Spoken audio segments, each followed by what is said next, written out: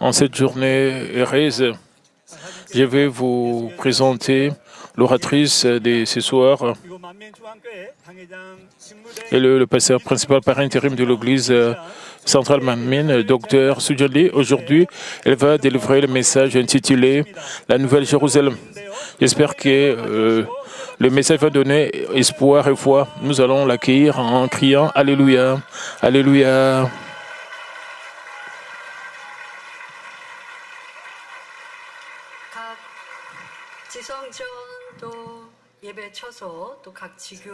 Dans vos sanctuaires locaux, les églises branches, et partout où vous êtes, dans vos maisons, vous avez un très bon fellowship. Et j'ai appris que vous êtes très content comme vous avez une fête pendant le temps de jeûner. Je pense que vous serez remplis de la grâce de Dieu pour célébrer avec nous. Les gens ont envoyé leurs messages de félicitations et de vidéos. Premièrement, de la Russie,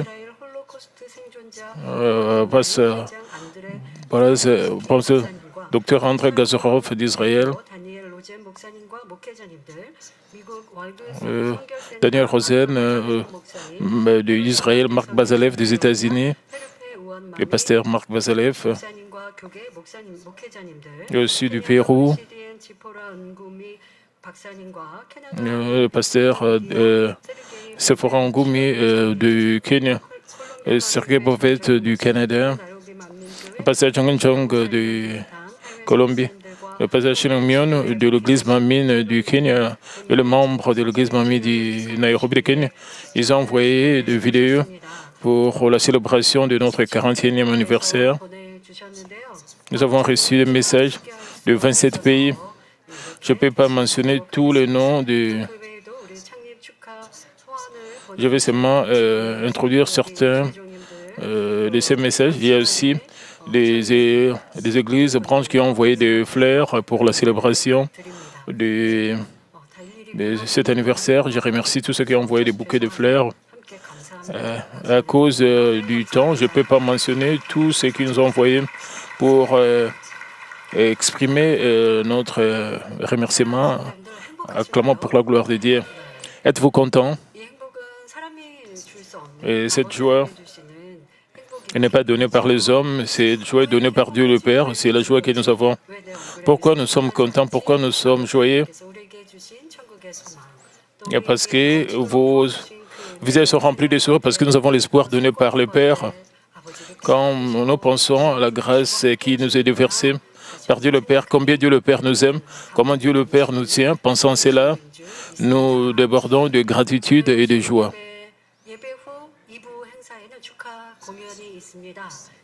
Après le culte, ce culte, nous avons la performance de la célébration. Je pense que vous allez recevoir la grâce à travers les performances que nous avons. Je pense que vous serez ravis, vous serez excités. Je remercie tout le chantre, tout le membre du comité de performance artistique. Nous avons aussi un staff qui est venu de l'extérieur pour le son, la lumière, le podium. Nous remercions aussi tous ceux qui sont venus de l'extérieur pour nous aider pour cet anniversaire. Chers frères et sœurs, il y a 50 ans, Dieu le Père a rencontré le pasteur principal et il y a 41 ans, il a établi cette église Manmin. Et il a été avec Manmin pour qu'elle puisse voir qu'il est vivant. Il a, avec sa puissance étonnante, il nous a aussi montré aussi la providence et mystérieuse de la culture humaine pour que nous puissions réaliser son cœur, pour que nous puissions devenir ses vrais enfants.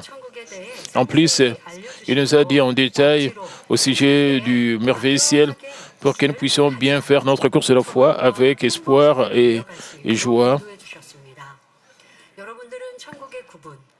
Alors, pourquoi Dieu le Père a-t-il choisi cette église Manmin en ce temps et nous a guidés par ses propres mains? Je pense que vous aspirez tous à la Nouvelle Jérusalem. Et vous ne savez pas En détail au sujet du ciel, je pense que vous connaissez. Si nous allons au ciel nous-mêmes, nous serons surpris.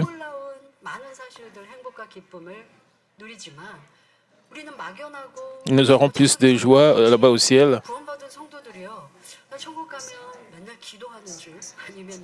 Les enfants sauvés de Dieu, certaines personnes pensent que quand ils vont aller au ciel, ils vont seulement prier et adorer Dieu.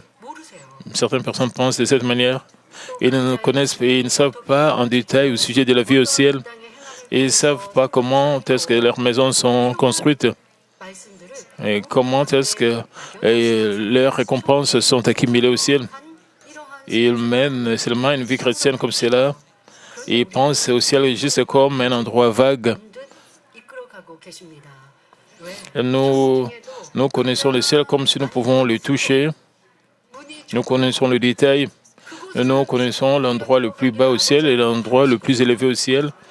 Et Dieu le Père veut aussi que Dieu le Père veut que nous puissions aller au meilleur endroit au ciel.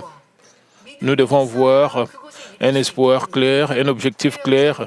C'est seulement avec cela que nous pouvons atteindre ces lieux, cet endroit. Alors,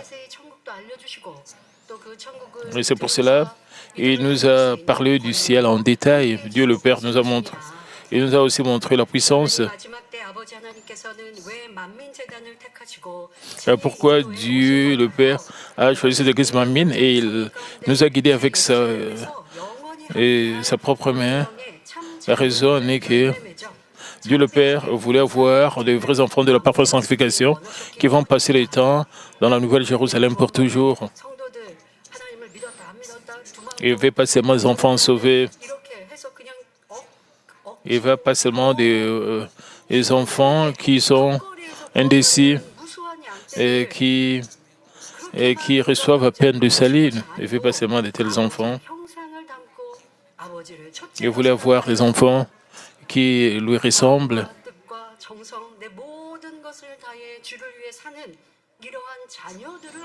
Et il veut des enfants qui se sont vraiment consacrés. C'est pour ça que Dieu le Père a fait de tels sacrifices en cultivant les êtres humains. Et ce n'est pas quelque chose de facile. C'est un chemin étroit. Et certaines personnes sont épuisées, fatiguées en empruntant ce chemin étroit menant vers le ciel. Nous devons emprunter ce chemin étroit. Et Dieu le Père veut que beaucoup de gens puissent emprunter ce chemin. Dieu avait son plan et sa providence.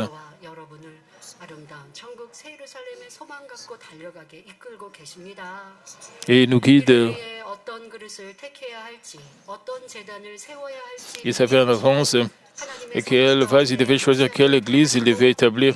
Et sous sa providence, il a choisi notre berger. Il a établi cette église. Il a appelé tout un chacun de vous ici pour amener une âme de plus au ciel. Dieu le Père a fait beaucoup de sacrifices. Il a beaucoup persévéré. En comprenant ce cœur de Dieu le Père, notre pasteur principal a enduré toutes sortes de dévotions et de sacrifices. Avoir la gloire de la Nouvelle Jérusalem, c'est pas la gloire de la Nouvelle Jérusalem n'est pas simplement un souhait ou une imagination. Matthieu 11, 12 dit: depuis les temps de Jean-Baptiste jusqu'à présent, le royaume des cieux est forcé, et ce sont les violents qui s'en emparent. Et Matthieu 16, 27 dit: car le Fils de l'homme doit venir dans la gloire de son Père avec ses anges, et alors il rendra à chacun selon ses œuvres. Le ciel est divisé en différentes demeures, et selon quel point nous avons changé nous-mêmes et combien nous sommes fidèles, nous pouvons aller dans un meilleur endroit au ciel. Ce n'est pas que tous les enfants sauvés de Dieu vont aller au même endroit au ciel. Et par-dessus tout, Dieu le Père désire que plusieurs âmes puissent entrer dans la plus belle Nouvelle Jérusalem, parce que nous sommes réunis au nom de Manmin. Nous confessons. Cela ne signifie pas que l'Église, Dieu veut que les gens en dehors de cette Église ne pas venir à la Nouvelle. Non, Dieu le Père veut que plusieurs membres puissent venir à la Nouvelle-Jérusalem. Nous sommes ennemis, mais Dieu le Père veut que toutes les églises puissent faire la même confession.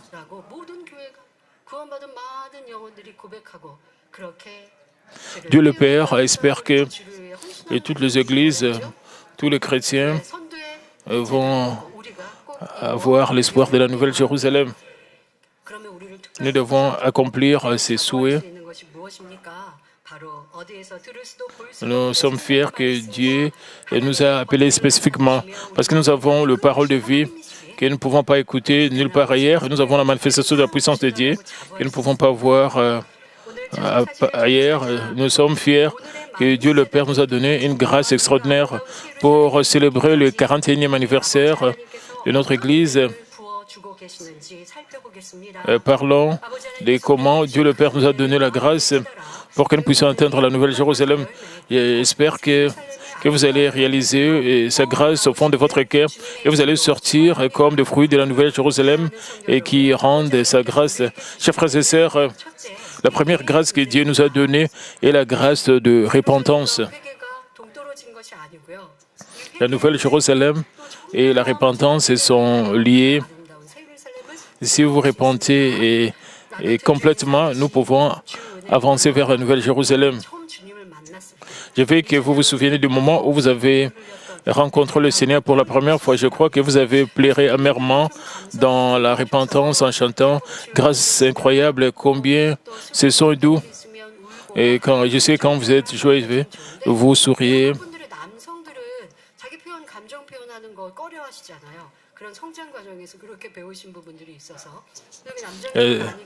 Et spécialement en Corée, les Coréens ne sont pas bons pour exprimer leurs émotions. Les hommes coréens,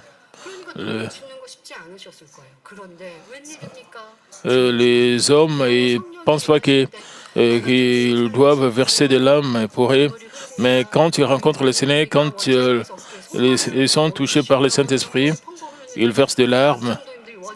Et une fois que Madame Libongnu pose sa main sur les épaules des hommes, et s'accroche et verse des larmes, mais c'est la grâce du Saint-Esprit. Normalement, les Coréens n'aiment pas verser des larmes, les hommes. Ils n'ont pas cette habitude, ils n'expriment pas mais ils ont leur fierté. Ils ne peuvent pas verser des larmes puisqu'ils sont forcés. C'est parce que le Saint-Esprit frappe à la porte de leur cœur, ils font alors ils réalisent qu'ils sont pécheurs, alors ils versent des larmes qui coulent et comme des fontaines. Je pense que vous vous souvenez de ces moments-là. Vous devez toujours avoir ce genre de grâce plutôt. Mais vous n'avez pas pu vous repentir avec votre propre force et votre volonté. Cela a été possible que par la grâce de Dieu, la grâce du Seigneur et l'œuvre du Saint-Esprit. C'était le moment d'avoir aussi le premier amour pour le Seigneur. Et de plus, après avoir construit des murs de péché de toutes sortes, tout amenant votre vie en Christ, vous avez pu vous en repentir et démolir ce mur de péché. Cela n'a pas non plus été fait par vos propres forces et vous avez reçu la grâce de la repentance à travers la grâce et l'amour que Dieu le Père déverse et la miséricorde de l'aide illimitée que le Saint-Esprit vous apporte à chaque instant. Et sans une telle grâce et de repentance, nous serions devenus esclaves du péché, tombés dans le gouffre des péchés, même si nos péchés nous ont été pardonnés une fois par le sang du Seigneur. Avec beaucoup de regrets, beaucoup de chrétiens reçoivent et confessent qu'ils ont été pardonnés, mais ils commettent le péché encore et encore.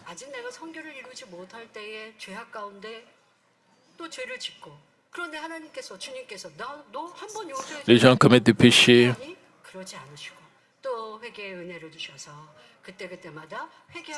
Dieu le Père nous donne la grâce de la repentance pour que nous puissions. Il s'est accroché à nous de cette manière. Et la chose la plus importante est la repentance et que nous apprenons et quelque chose de différent. Seulement en versant des larmes, ce n'est pas la repentance, la vraie repentance. Mais nous devons nous détourner des mal. Au début, les gens versent des larmes et il y a même le nez qui coule. Et même pendant la semaine, c'est comme ça. Même après vous êtes repenti comme cela. Si vous ne changez pas vos voies, vous ne vous détournez pas du mal, ben cela ne servira à rien. Nous avons notre nature pécheresse, nous avons le mal pour rejeter et c'est nature. Nous devons nous repentir avec le nez qui coule.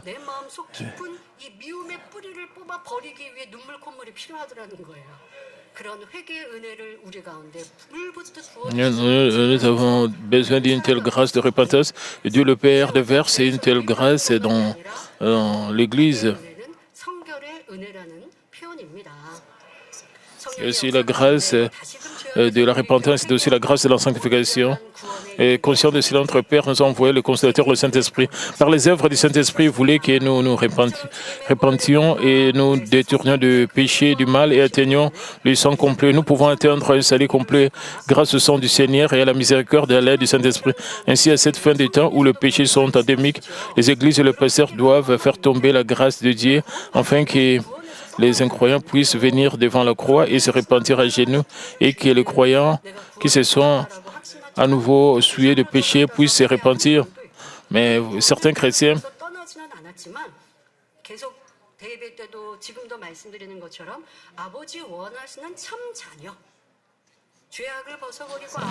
nous devons devenir de véritables enfants de Dieu, arrêter le mal et le péché en ressemblant à Dieu le Père. Et c'est ça le salut parfait. Et pour atteindre le salut parfait, nous devons nous repentir, nous devons nous détourner de nos mauvaises voies. Et nous devons faire cela de manière continuelle, nous devons nous repentir avec des larmes de manière continue. Nous ne devons pas nous lamenter. Nous devons déchirer nos cœurs dans la repentance. Nous devons nous repentir amèrement. Quand nous nous repentons, nous pouvons remplir notre cœur de bonté. Et nous recevons une telle grâce jour après jour.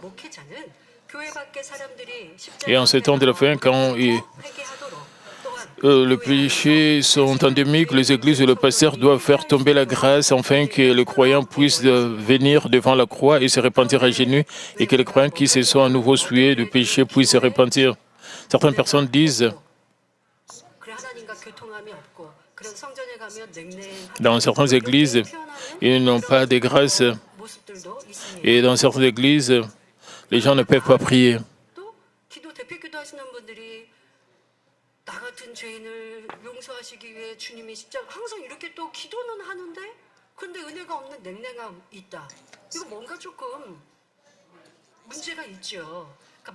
Même s'ils disent avec leurs larmes,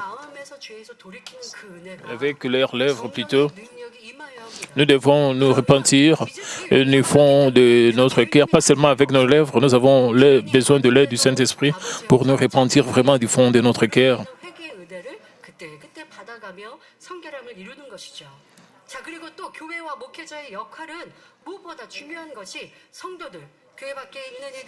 En outre,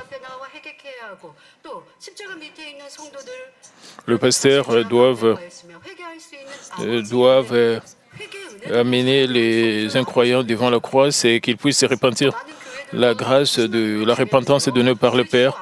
Beaucoup d'églises et de chrétiens, même après avoir commis des péchés, le mal, ils disent qu'ils peuvent recevoir les saints, même ils ne sont pas l'assurance du salut, ils pensent qu'ils peuvent être sauvés.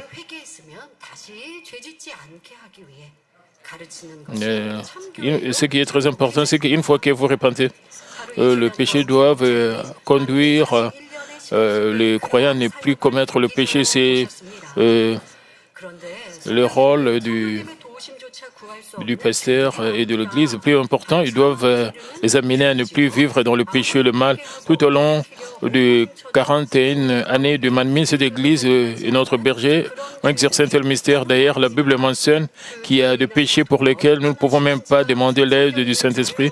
Ce sont des péchés qui mènent à la mort. Il y a des péchés pour lesquels la grâce de repentance ne peut pas être accordée sur la justice, même si on lutte désespérément pour se repentir et se détourner du mal. La Bible nous dit aussi à quel point la douleur de tel péché douloureuse. Et Judas Iscariote, qui a vendu son maître Jésus pour 30 pièces d'argent, s'est rendu compte de sa faute et a essayé de se repentir. Mais comme il n'était pas capable de se repentir, il s'est finalement suicidé, incapable de supporter l'agonie. Alors si quelqu'un se trouve dans une telle situation, certaines personnes ont peut-être commis un péché qui ne peut pas être pardonné. Si quelqu'un se trouve dans une telle situation, devrions-nous simplement l'abandonner? Notre pasteur principal n'a jamais fait cela. Il nous a enseigné à plusieurs reprises le péché en les catégorisant en péché menant à la mort et en péché ne menant pas à la mort. Il nous a également exhorté en larmes à ne jamais commettre de péché menant à la mort. Une fois qu'il a découvert que ces péchés, que certains membres avaient commis des péchés menant à la mort et étaient incapables de se repentir, il s'est accroché à Dieu et a versé des larmes de deuil en leur nom. Il s'est offert à supporter la douleur de péché, étant même prêt à offrir sa vie, avec un cœur de berger déterminé à sauver ses brebis bien-aimées. Il s'est sacrifié sans se soucier de son bien-être. Par conséquent, Dieu leur a donné la grâce de repentance à plusieurs reprises. Ayant reçu une telle grâce, nous ne devrons jamais oublier cet amour, mais essayer encore plus de devenir le fruit de sanctification. J'espère qu'aucun d'entre vous n'aimera plus le monde et ne perdra cette grâce de repentance donnée par Dieu. La deuxième grâce que Dieu le Père nous a donnée, ce sont les bénédictions à travers les épreuves. Dieu a dit au premier homme, Adam, de ne pas manger de la connaissance du bien et du mal dans le jardin d'Éden. Mais Adam a fini par manger le fruit de cet arbre, comme Ève l'a suggéré de le manger. La raison en était qu'Adam n'avait pas réalisé dans son cœur ce que signifiait la désobéissance et le péché et quelle serait l'issue du péché. De toute évidence, il savait que le péché était mauvais parce qu'il avait appris de Dieu, mais il y a une différence entre savoir quelque chose et le réaliser au plus profond de son cœur. Mais à votre avis, qu'est-ce qu'Adam a senti après avoir mangé de l'arbre de la connaissance et après avoir été chassé du jardin?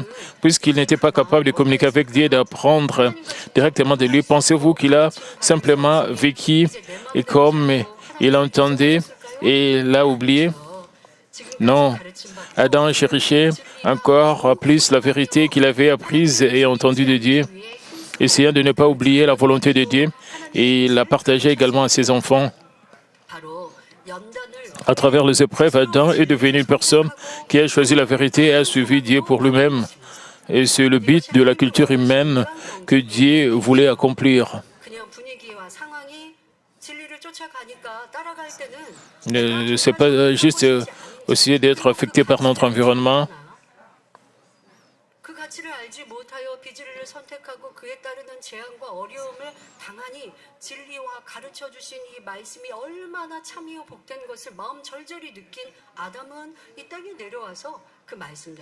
Adam savait, il a ressenti au fond de son cœur, il a choisi des choses pour lui-même.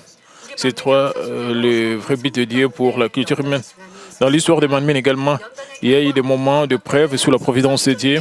À la suite de ces épreuves, nous avons eu la bénédiction de pouvoir éménager dans un nouveau sanctuaire, de recevoir une plus grande puissance, de séparer le bon grain de l'ivraie ou de faire grandir notre foi. Chaque fois qu'une épreuve était terminée, la volonté et le dessein de Dieu s'accomplissaient. Nous souhaiterions peut-être vivre toujours en paix, sans difficulté ni épreuve, mais cela n'est jamais souhaitable. Vous pouvez avoir vos enfants, peut-être vous avez donné naissance à vos enfants, vous les avez élevés. Quand ils grandissent, ils peuvent devenir malades. Alors, qu'est-ce que les parents disent?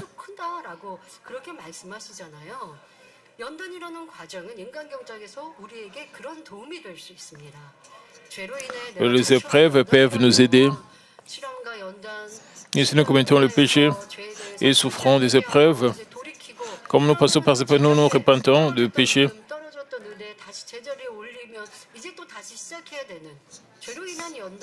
Nous pouvons récupérer spirituellement. Il y a aussi des épreuves et qui viennent nous changer, qui nous aident à nous changer. Et les épreuves, dans plusieurs manières, dans plusieurs aspects, les épreuves sont nécessaires.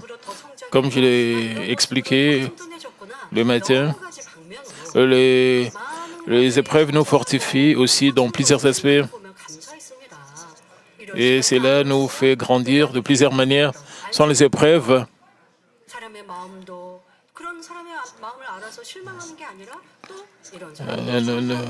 nous ne pouvons pas comprendre le cœur que nous pouvons comprendre sans épreuves. Nous pouvons aussi comprendre le cœur des autres de plusieurs manières. Les épreuves nous aident à grandir spirituellement. Moi-même, je l'ai ressenti pendant l'histoire de Manmin. Manmin est passé par des épreuves sous la providence de Dieu. Comme le dit un dicton, le piscine qui s'accumule les saletés. Si nous vivons seulement en paix, nous ne nous améliorons pas et nous mettrons du temps à grandir spirituellement. De même, le monde dans lequel nous vivons est contrôlé par les ténèbres et la culture humaine est toujours en cours. L'ennemi diable et Satan, qui contrôle le premier ciel, interfère avec les affaires de Dieu et tente de détruire les hommes de Dieu. Mais lorsque nous faisons briller la lumière en agissant avec foi, amour et bonté, Dieu travaille pour nous et reçoit une grande gloire. Et vous savez, les ténèbres attaquent la lumière, mais si nous faisons briller la lumière en agissant avec bonté, les ténèbres vont disparaître et Dieu va recevoir la gloire. Pendant la culture des hommes, il y a toujours un combat entre la lumière et les ténèbres. Il y a des épreuves amenées par Satan. Parfois, Dieu le Père permet ces épreuves. Et quand nous acceptons les épreuves par la foi et nous surmontons, nous sommes bénis. Dieu le Père nous guide aussi dans ces épreuves. Même si l'ennemi diable a incité le méchant à faire jeter Daniel innocent dans la fosse au lion, Dieu en a été grandement glorifié. Sans cet incident, la bonté de Daniel, la foi de Daniel ne pouvait pas être révélée et Dieu ne serait pas grandement glorifié. Parce que nous savons le résultat, nous savons que Dieu va être glorifié, Dieu sera glorifié.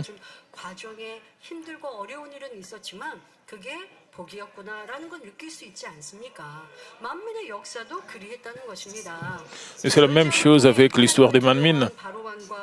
Le roi Pharaon et l'Égyptien qui avaient peur de Dieu à cause de Duplé relâchèrent les Israélites, mais très vite, le roi Pharaon changea d'avis et le poursuit avec son armée. Dans une situation aussi extrême et urgente, les Israélites ont prouvé leur manque de foi, tandis que la grande foi d'un homme de Dieu, Moïse, a été confirmée.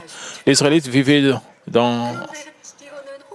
en paix et pouvaient penser que tout était accompli par eux-mêmes. Ils ont montré leur manque de foi et la grande foi de Moïse a été confirmée. Par la foi du prophète Moïse, l'œuvre de Dieu et sa gloire ont été révélées. À leur tour, d'autres nations gentilles ainsi que l'Égypte ont été témoins que notre Dieu vivant et même le pays païen avait peur d'Israël. Ils ont entendu ce qui est arrivé pendant l'Exode.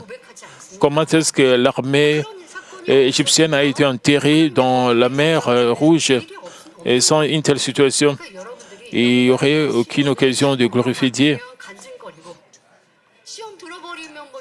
Nous devons transformer nos épreuves et nos difficultés en bénédictions. Dieu ne fait pas que nous puissions subir des pertes. Et tous ces moments d'épreuve sont sous le plan de Dieu. Et comme nous pouvons les constater, Dieu accomplit son œuvre en nous permettant des épreuves et des difficultés.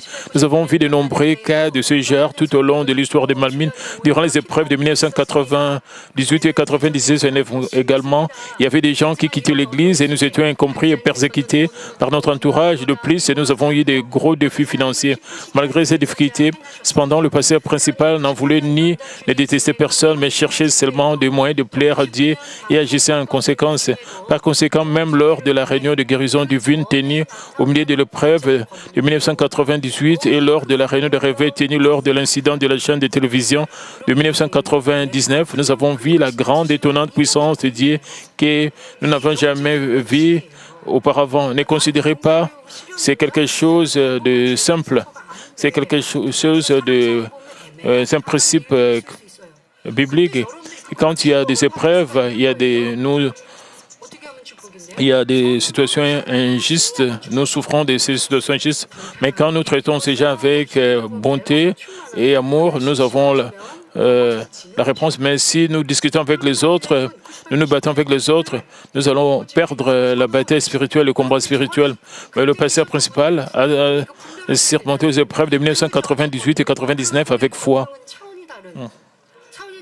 Et la puissance qu'il a réussi était plus grande que celle qu'elle manifestait avant. Cela a été manifesté pendant le croisade d'outre-mer. Quand il priait seulement à partir du podium, il levait seulement ses mains, il priait à partir du podium, à partir de la chair. Beaucoup de gens étaient guéris et beaucoup de gens témoignaient de leur guérison. Et certains étaient guéris des maladies incurables et ils sont venus sur le podium pour témoigner, pour glorifier Dieu. Une telle puissance a été manifestée après avoir surmonté les épreuves de 1998 et 1999. Et cela n'est pas arrivé sans raison. Parce que Dieu le Père connaissait le résultat. Il a permis ces épreuves de 1998 et 1999. Les hommes ne connaissent pas aussi l'œuvre de Dieu. Ils ne connaissent pas le plan de Dieu. Pendant les épreuves et les tests, ils impliquent les pensées charnelles. Ils deviennent indécis. Vous devez vraiment vous examiner. Comment est-ce que vous vous comportez pendant des épreuves? Et qu'en est-il de la croisade unie de l'Inde? L'ennemi diable qui avait peur de la grande étonnante puissance qui serait manifestée par le berger ne serait pas resté immobile. Cela impliquait toutes sortes de moyens pour entraver et interférer avec la croisade. Il a essayé de nous empêcher de mener la croisade, même en modifiant les lois.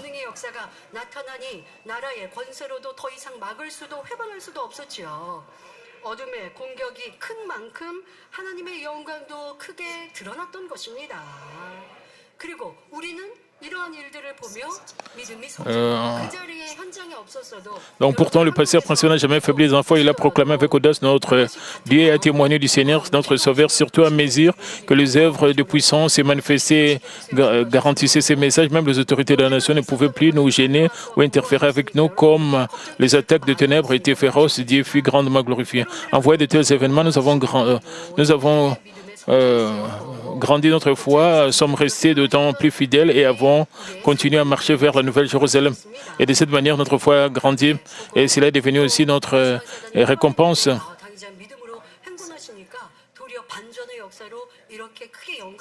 Le diable essaie de nous empêcher, mais la gloire de Dieu a été révélée à la fin.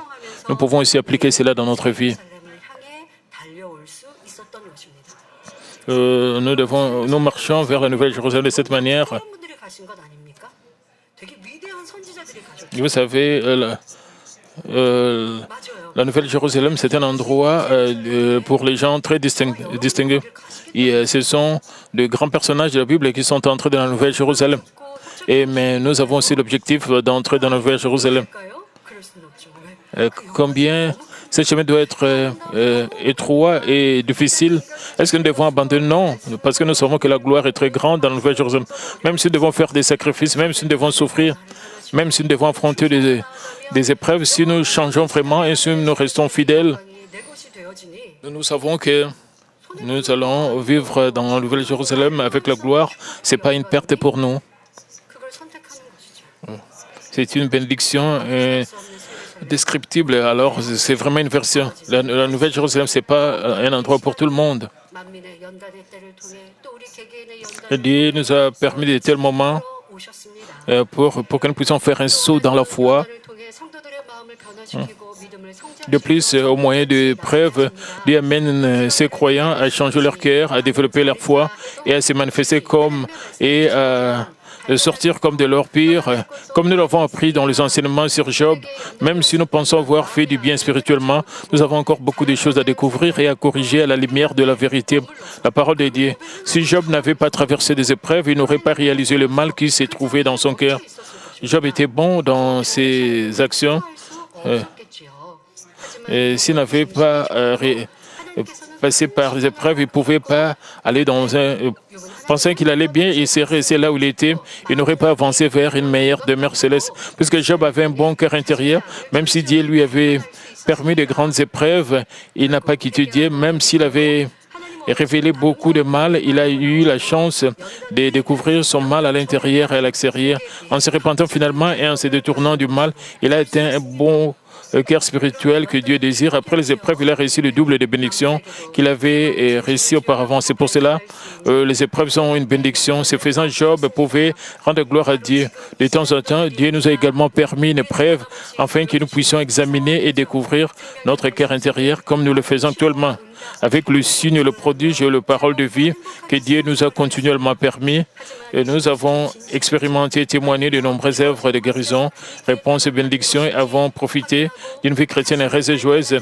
Mais nous avons besoin de temps pour examiner si nos actes étaient véridiques ou simplement affectés par notre atmosphère.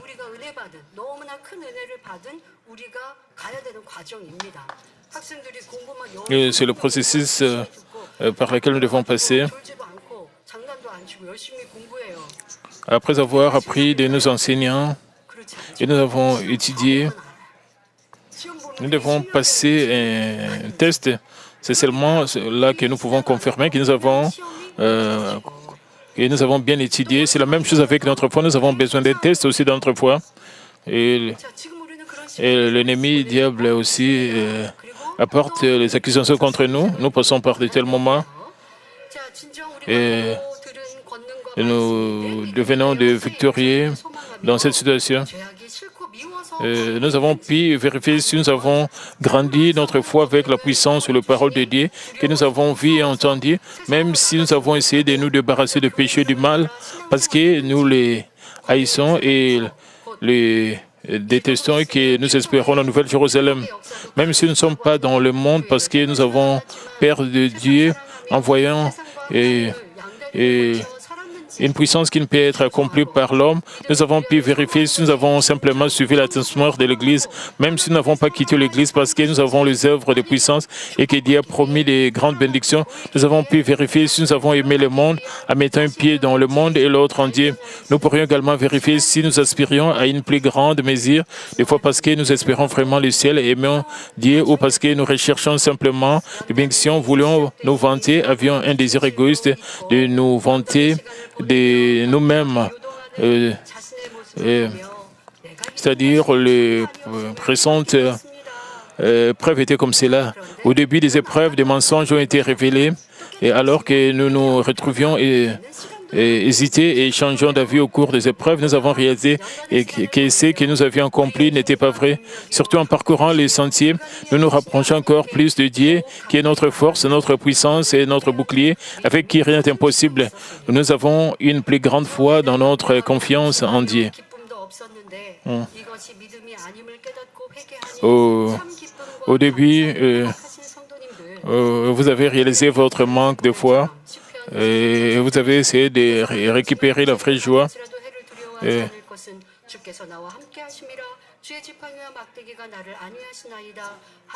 Et vous avez commencé comme David. Quand je marche dans la vallée de l'ombre de la mort, je crains aucun mal, car tu es avec moi. Ta houlette et ton bâton me rassurent. Psaume 23, 4. Cela indique que votre foi grandit. Si même vous êtes dans la vallée de la mort, vous n'avez pas peur, c'est-à-dire que vous avez une grande foi. Certains d'entre vous pensez que vous avez une telle foi, mais pendant les épreuves, certains ont réalisé qu'ils n'avaient pas une telle foi et ils devaient se repentir et se détourner de leur mauvaise voie. Et ils ont réalisé et que les œuvres de Dieu qu'ils avaient vues, expérimentées, entendues, comme ils se sont repentis, ils ont eu la joie et ils ont fortifié leur foi. Nous sommes passés par de tels processus. De plus, quand le mal qui n'a pas été révélé en temps de paix se relève, vous êtes effectivement bénis de changer. Vous pouvez découvrir et rejeter le mal comme le plaint, le grondement, le dispute, le jugement, la condamnation des autres, le commérage, le ressentiment, la haine, le changement d'avis, etc., qui ont été découverts dans la plénitude de l'esprit. Quelle immense bénédiction est cela! Vous devez faire une confession exacte.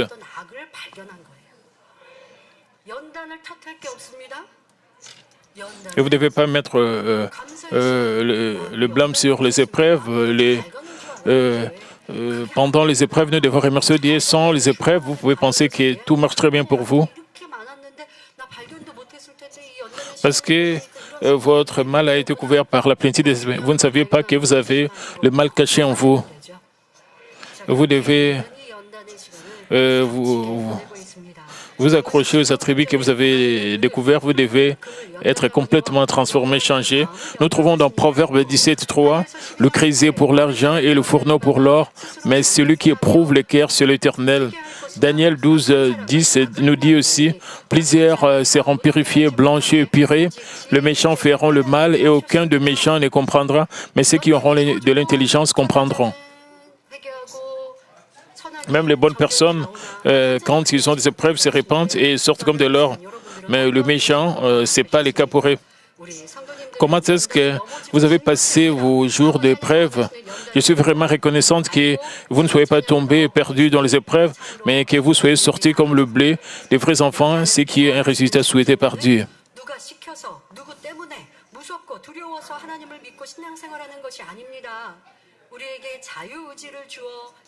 Et comme nous pouvons le voir, des vrais enfants, que Dieu veut croire en Dieu et mènent une vie chrétienne, non pas parce que quelqu'un leur dit de le faire, ou ils font cela par leur propre choix.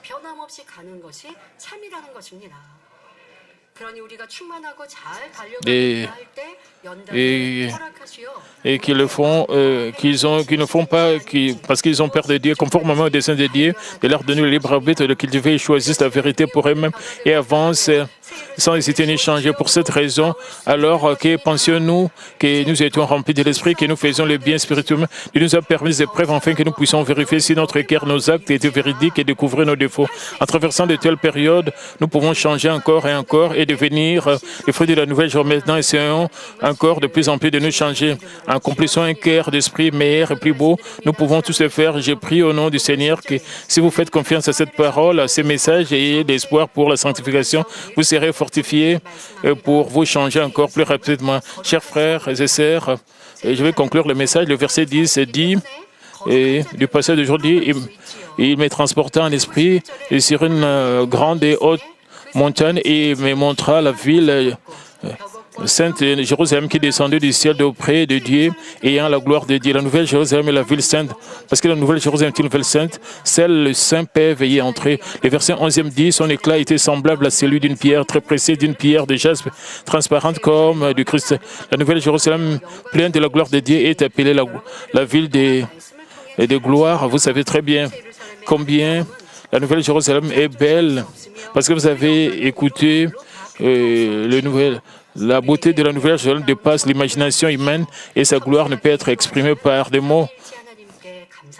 Nous remercions Dieu, la Trinité, qui nous a montré ce beau ciel, qui nous a parlé de cela, qui nous a guidés avec délicatesse.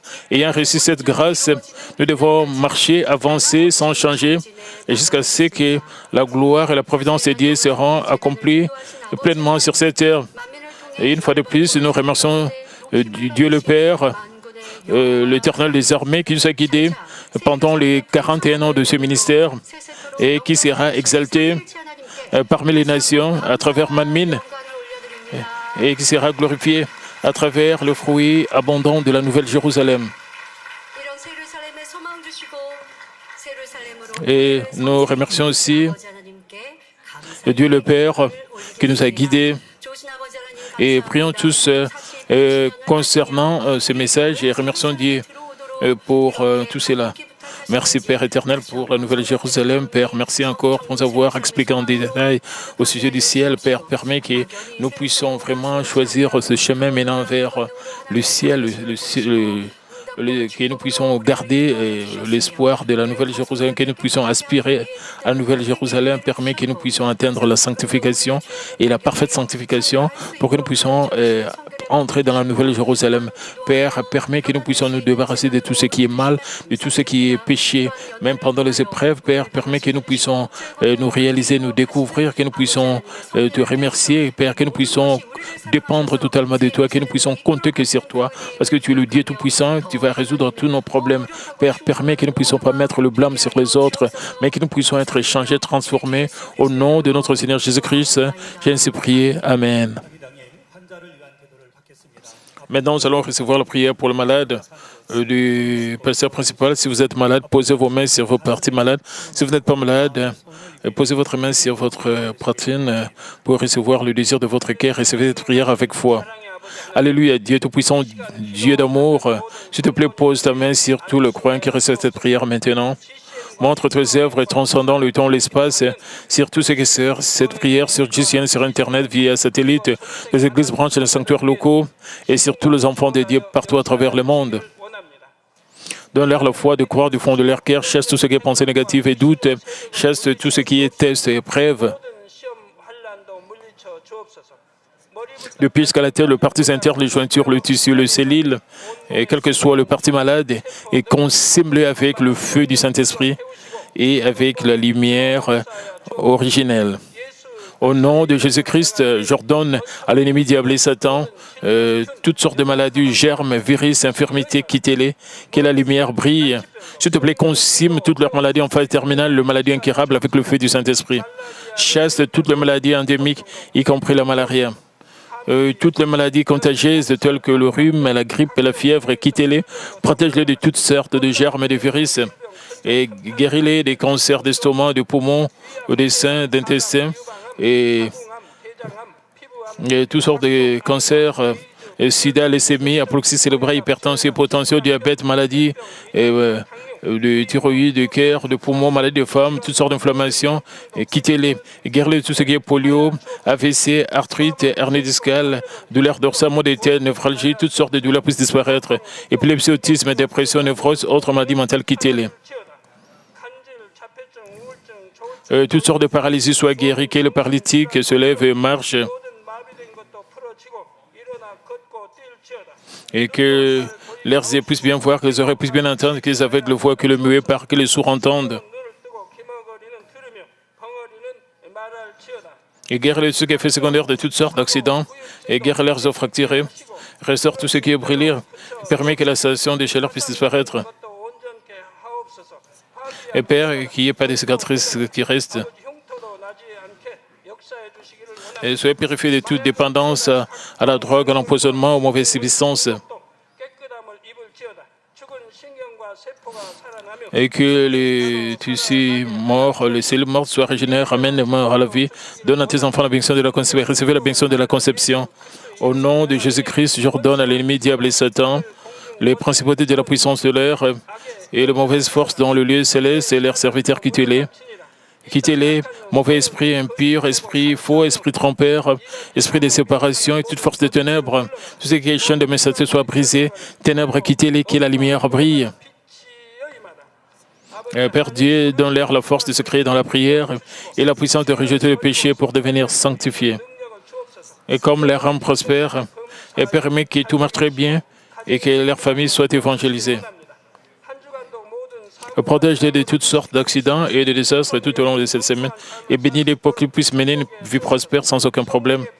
Avec le feu ardent du Saint-Esprit, leur message et les anges avec tes yeux enflammés, protège tous tes enfants, leurs familles et leurs lieux de travail et leurs affaires. Donne les étudiants la sagesse et l'intelligence, donne-leur l'enthousiasme et la ferveur de bien étudier. S'il te plaît, garde leur cœur et leur pensée des choses mondaines. Permets qu'ils puissent t'aimer avec plus de ferveur. Que tes enfants mangent ou boivent ou dans tout ce qu'ils font, et permets qu'ils puissent le faire pour te glorifier, Père Dieu. Qu'ils soient capables de témoigner au sujet des dieux vivants en disant « J'ai rencontré, expérimenté Dieu, j'ai reçu ses réponses et ses bénédictions. » Et Père Dieu, merci. Sois glorifié toi seul. J'ai ainsi prié au nom de notre Seigneur Jésus-Christ. Amen.